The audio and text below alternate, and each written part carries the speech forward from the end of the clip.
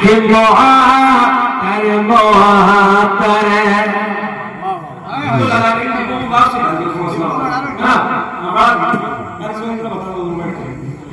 کہ معطر معطر فضا ہے طرف تھی کہ معطر معطر فضا ہے طرف تھی کہ معطر معطر فضا ہے طرف تھی کہ نبی کے قدم جب نبی کے قدم جب مدینے میں آئے کہ نبی آئے تکبیر، آئے رسالت، آئے غوثیت، مسلک اعلیٰ حضرت علماء اہل سنت حضرت علامہ مفتی شبیر احمد کیولا کہ نبی کے قدم جب میرے ساتھ پڑھیں گا مزہ آئے گا کہ نبی کے قدم جب مدینے میں آئے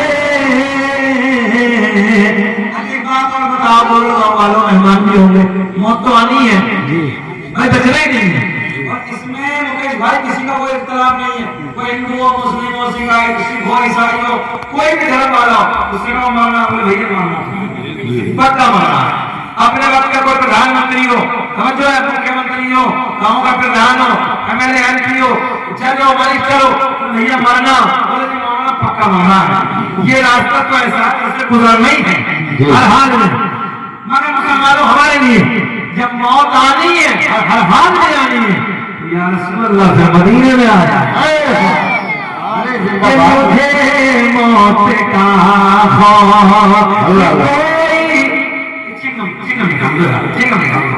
ہمیں عجیب عجیب لگے منہ چلا رہے بکری کی طرح ہمیں عجیب عجیب لگے اللہ خوش رکھے اور دیر سے دیکھ رہے کوئی نہیں تمہارا اپنا بولے نا تم میرے اپنے ہو کہ مجھے موت کا خوف کوئی نہیں ہے کہ مجھے موت کا خوف کوئی نہیں ہے مگر جب آئے مگر جب آئے مدینے میں آئے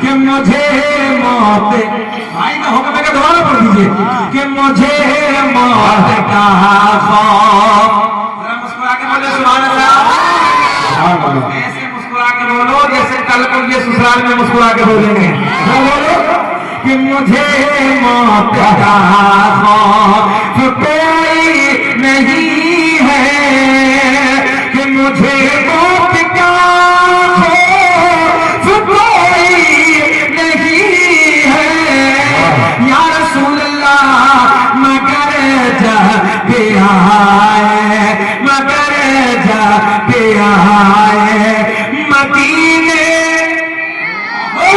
کہ مگر جب آئے مدینے میں آئے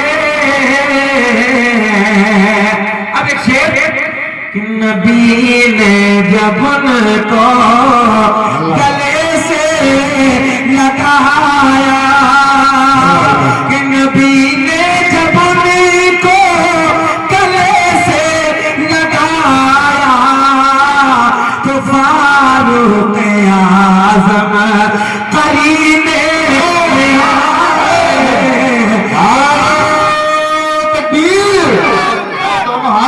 استقبال کرے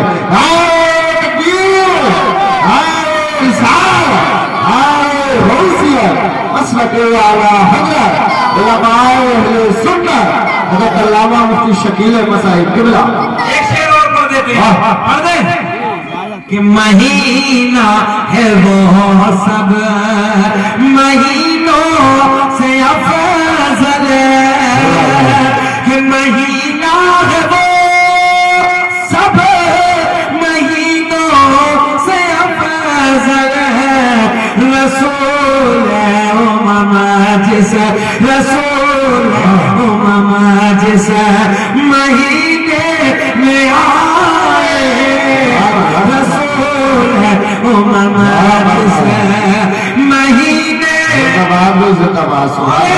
رسول امم جس مہینے یا سبحان اللہ مولانا طبیعت خوش ہو گئی. ہم آج یہ سمجھ رہے تھے کہ مجمع کم ہے تو دم نہیں رہے گا، مگر جتنا کم ہے اس سے زیادہ دم ہے. اللہ خوش رکھے. یہ بوڑھے نہیں ہیں، یہ جوانوں جیسا جذبہ لے کے بیٹھے ہیں. آج تو جوانوں کو دیکھو کہ سمجھ میں نہیں آتی.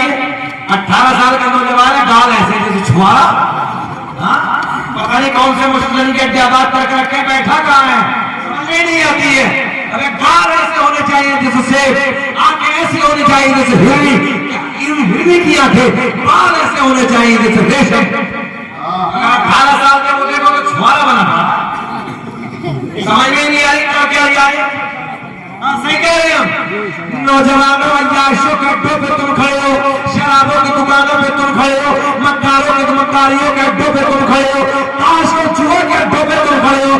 میرے آقا نے فرمایا کل قیامت کا دن ہوگا، نفسی نفسی کا عالم ہوگا، کوئی کسی کا یار و مددگار نہ ہوگا، کوئی کسی کا پرسان حال نہ ہوگا. او عیاشوں کے اڈوں پہ اپنی زندگی کو گزارنے والوں، مکاریوں کے اڈوں پہ اپنی زندگی کو گزارنے والوں، توجہ سے میرے جملے سنو. شراب کے جام ہاتھ میں لے کر اپنی زندگیوں میں آگ لگانے والوں، میرے آقا نے فرمایا شرابی کا چہرہ کل قیامت میں ایسا ہوگا جیسے سور کی شکل ہوتی ہے. بولو اللہ اکبر.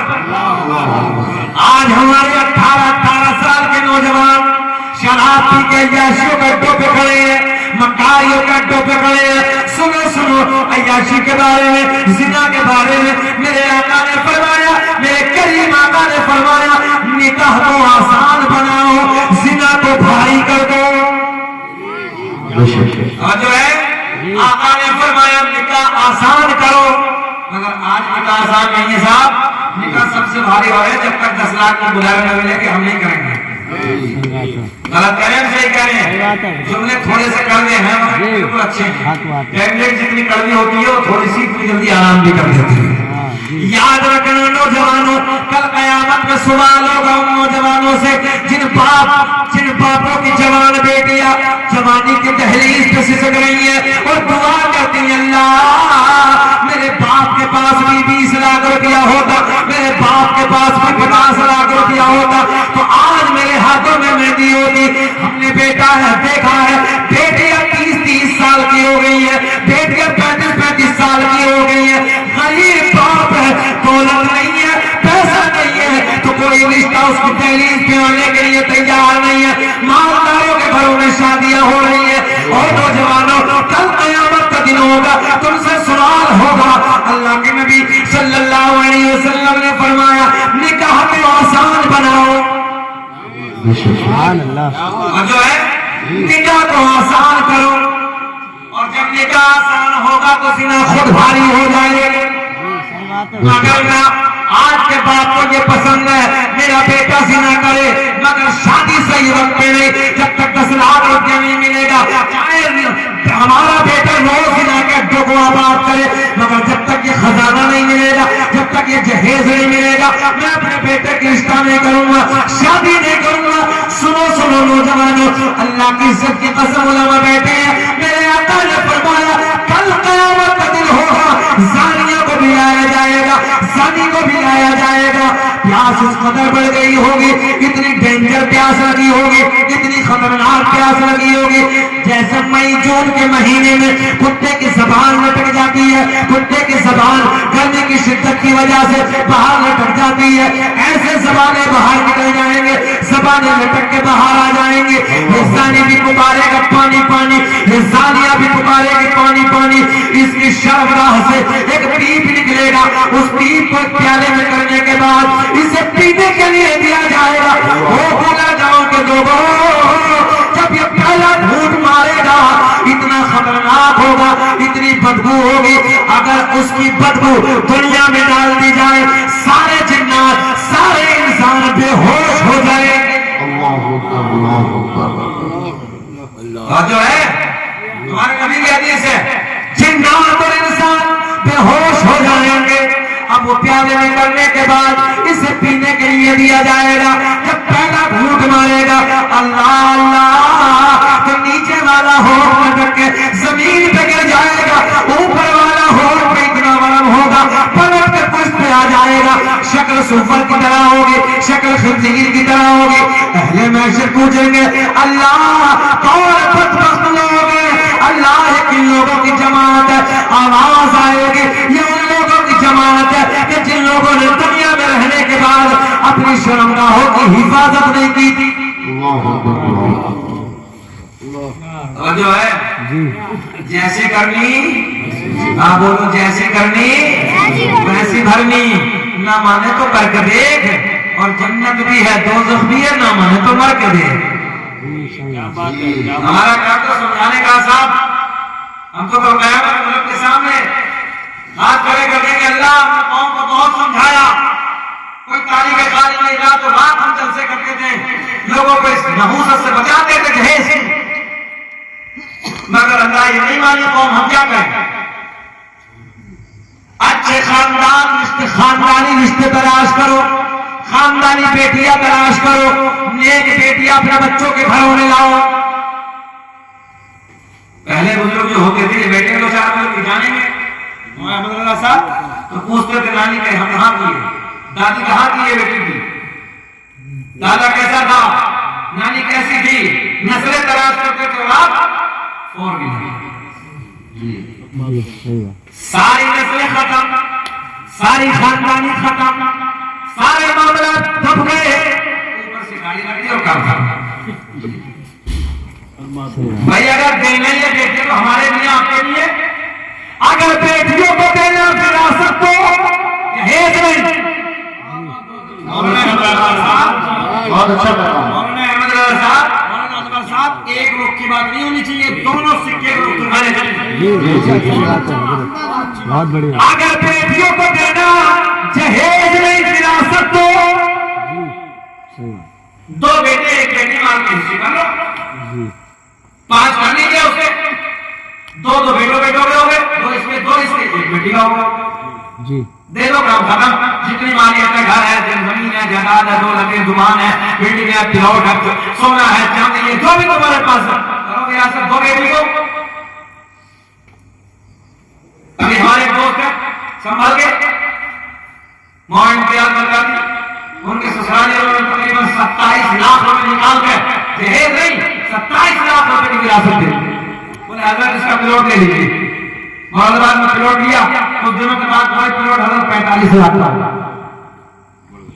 یہ ہے بیٹیوں کو آگے بڑھانے کے طریقے, 2 وراثت, اور آپ کے لیے ہمارے لیے سب کے بیٹیاں, مگر جہیز کے نام پہ ڈکیتی مت کرو, جہیز کے نام پہ کسی کو مت لوٹو. یہ شریعت کا بڑا سخت حکم ہے اس میں, تاکہ غریبوں کی بیٹیوں کو کوئی گھر نہ جائے. کل قیامت میں نوجوانوں سے سوال ہوگا اور سختی سے سوال ہوگا, اس لیے نوجوانوں توبہ کرو, حالات ایسے گزارو, اگر اللہ نے تمہیں دولت دی ہے جھک کے زندگی گزارو. بتاؤ ایمانداری سے, جس پیڑ پہ پھل ہوتا ہے جھکا ہوتا نہیں ہوتا, اکڑتا تو وہ ہے, لمبا والا پیڑ کیا بولتے ہیں اسے, ہاں لمبا والا جو ہوتا ہے, جب تھوڑی سی آندھی آتی ہے لیکٹس کا ختم.